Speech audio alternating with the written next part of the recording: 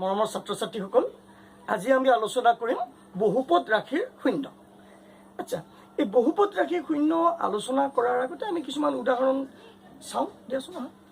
এটা বহুপদ ৰাশি লওঁ, px is equal to x minus 1, এটা বহুপদ। আচ্ছা, ইয়াত চলক কি? x। চলক মানে কি বুলি কৈছিলোঁ মনত আছে নিশ্চয়। চলকে কি কৰিব পাৰে?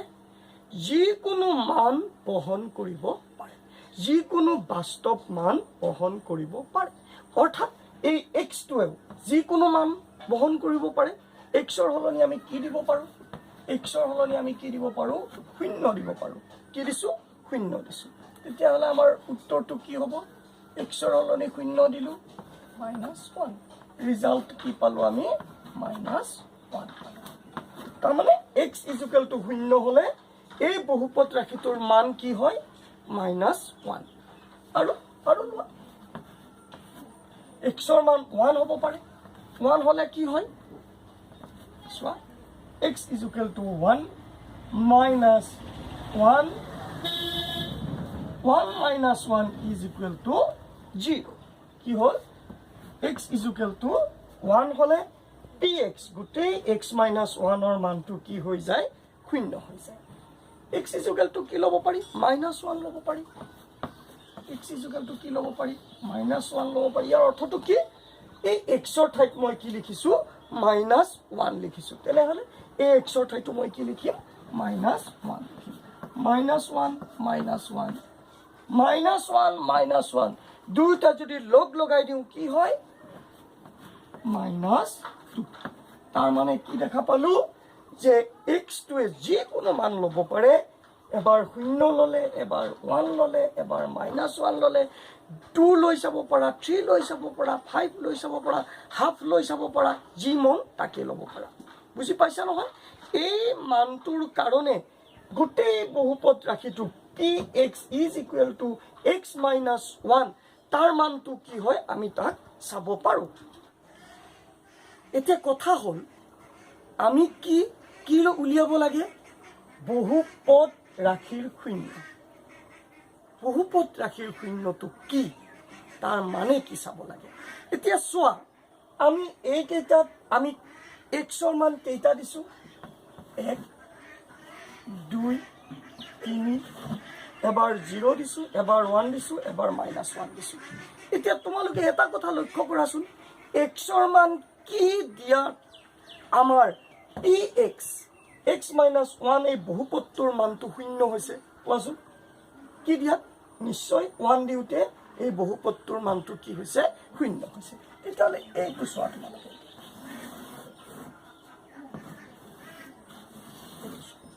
এই গোটেই বহুপদটোত আমি দেখিলোঁ যেতিয়া এক্সৰ মান 1 হয় তেতিয়া pxৰ মান কি হৈ যায়? 0 হৈ যায়। গতিকে আমি এই কণ্ডিশ্যনটোৰ পৰা আমি কিহৰ সংজ্ঞা আনিব পাৰোঁ? বহুপদ ৰাশিৰ শূন্যৰ সংজ্ঞা আনিব পাৰোঁ। এতিয়া ইয়াৰ পিছত আন এটা উদাহৰণ চাওঁ। px is equal to x plus 1। কি দিছোঁ? x plus 1। এতিয়া তোমালোকে যিকোনো ল'ব পাৰা বুলি আগতে কৈছোঁ। এতিয়া চোৱাচোন, এক্সৰ মান কি দিলে এই বহুপদটোৰ মানটো শূন্য হৈ যায়? চোৱাচোন, মই x is equal to -1 দিম। কি দিছোঁ? -1 দিলে -1 + 1 ৰিজাল্টটো কি হ'ল? 0 হ'ল। হয়নে? অৰ্থাৎ এই বহুপদটো এক্সৰ মান যেতিয়াই মই -1 দিম তেতিয়াই ইয়াৰ ৰিজাল্টটো কি পাম? গোটেই বহুপদটোৰ মানটো কি হৈ যায়? শূন্য হৈ যায়।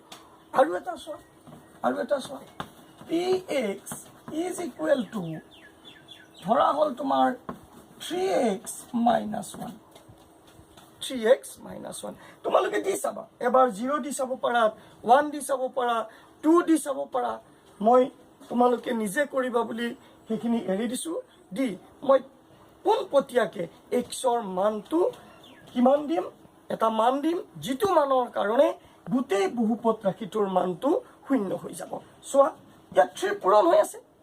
এইফালে কি আছে -1 আছে নিশ্চয় ইয়াত যদি এটা 1 সাজিব পাৰো তেতিয়াহলে 1 - 1 ইকুৱেল টু আমাৰ কি হ'ব 0 হ'ব ইয়াত 1 সাজিবলৈ হলে কি কৰিব লাগিব চোৱা নিশ্চয় 3 লগত এটা কি কৰিব লাগিব 1/3 - 1 3 কাটা গল গৈ 1 - 1 ইজ ইকুৱেল টু কি থাকিল 0 থাকিল তাৰ মানে মই x ৰ মান কি দিলো 1/3 ইয়াত মই লিখিম 1/3 তাৰ মানে px ইজ ইকুৱেল টু 0 হ'ব যেতিয়াই মই x ৰ মান কি দিম 1/3 দিম এতিয়া তোমালোকে এনেদৰে কিছুমান মান বিচাৰিব লাগিব চলকৰ মান বিচাৰিব লাগিব যি মানৰ কাৰণে গোটেই বহুপদ ৰাশিটোৰ মান শূন্য হৈ যায় এই কথাখিনিৰ ওপৰত নিৰ্ভৰ কৰিয়েই আমি বহুপদ ৰাশিৰ শূন্যৰ সংজ্ঞা দিব পাৰো এটা কথাই মনত ৰাখিবা মই বাৰে বাৰে কৈ আছো যে চলকৰ এনেকুৱা এটা মান লাগে যিটো মানৰ কাৰণে গোটেই বহুপদ ৰাশিৰ মানটো কি হৈ যাব লাগে শূন্য হৈ যাব লাগে ইয়াতে কি পাইছো ইয়াতে এটা পাইছো এইটো px ৰ মান শূন্য হৈছে এইটোত এটা পাইছো কি পাইছো px ৰ মান কি হৈছে শূন্য হৈছে x ইকুৱেল টু -1 এটোৰ কাৰণে x ইকুৱেল টু -1 দিওতে শূন্য হৈছে এই বহুপদটোৰ কাৰণে x ইকুৱেল টু 1/3 দিয়ত কি হৈছে শূন্য হৈছে এটো এটা 1 নম্বৰ বহুপদ এটো এটা আমি 2 নম্বৰ বহুপদৰ ধাৰণা দিলো ইয়াৰ পৰা আমি সংজ্ঞাটো আনিব পাৰো যে চলকৰ যি মানৰ বাবে বহুপদ ৰাশিটোৰ মান শূন্য হয় চলকৰ সেই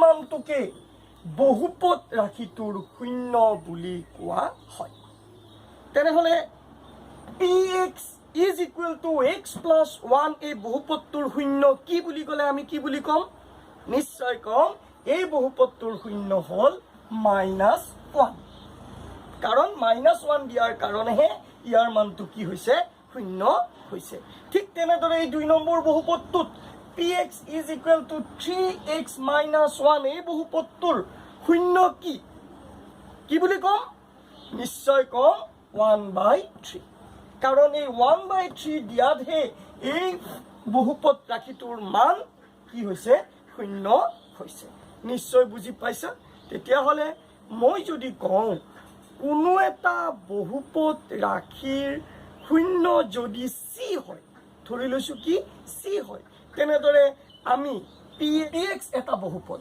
px এটা কি পদ যাৰ শূন্য c কি বুলি ধৰি লৈছো c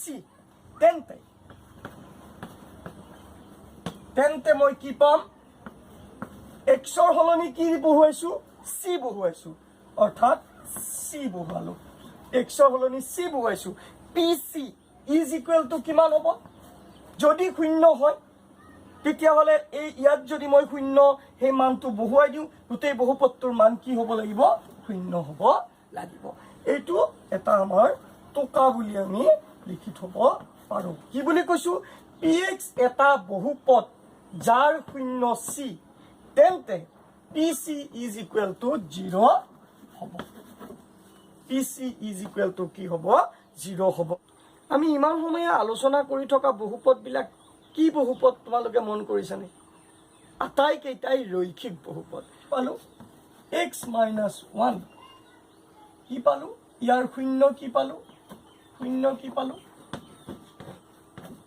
1 পাইছো কেনেকৈ পাইছো চোৱা শূন্য মানে ইয়াৰ মানটো কি হৈ যাব লাগিব বহুপদ ৰাশিটোৰ মানটো কি হৈ যাব লাগিব শূন্য হৈ যাব লাগিব আৰু তেতিয়া আমি কি পালো x = 1 পালো এটো কেনেদৰে আহে ৰৈখিক বহুপদৰ শূন্য পৰীক্ষা কৰি চাওঁ আমাৰ ৰৈখিক বহুপদৰ আৰ্হিটো কি আছিল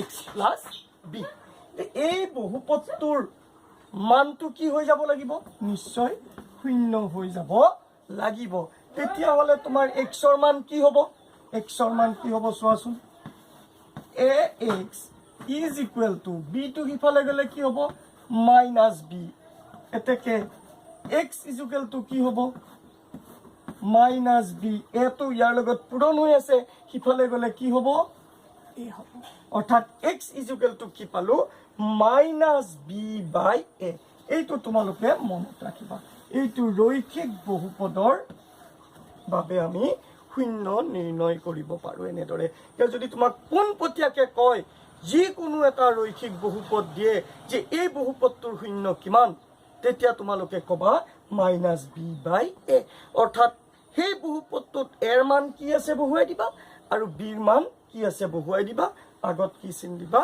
মাইনাছ চিনটো দিবা বুজি পাইছা সেইটোৰ পৰা আমি ক'ব পাৰো চোৱাচোন এইটো হয় নে নহয় এতিয়া x - 1 ইয়াত a কিমান আছে x ৰ লগত কি আছে ইয়াত 1 আছে নিশ্চয় b কিমান আছে -1 আছে b ইকুৱেল টু কিমান আছে -1 আছে তেতিয়া হলে আমাৰ সংজ্ঞা অনুসৰি কি হ'ব শূন্যটো কি হ'ব -b বাই a অৰ্থাৎ কি হ'ব -b বাই a অৰ্থাৎ চোৱাচোন মাইনাছ এই মাইনাছটো এই মাইনাছ বিৰ হলনি কি আছে বিৰ মানটো কিমান আছে কোৱা মাইনাছ বিৰ মানটো -1 এৰ মান কিমান আছে 1 আছে বাস বঢ়িয়া তেতিয়াহ'লে মাইনাছ মাইনাছ কি হ'ব প্লাছ ওপৰত +1 তলতো +1 ইজ ইকুৱেল টু কিমান হ'ল 1 তাৰমানে আমি কি দেখা পালো যে x - 1 এই বহুপদটোৰ শূন্য কি 1 কি ব্যৱহাৰ কৰি পাইছো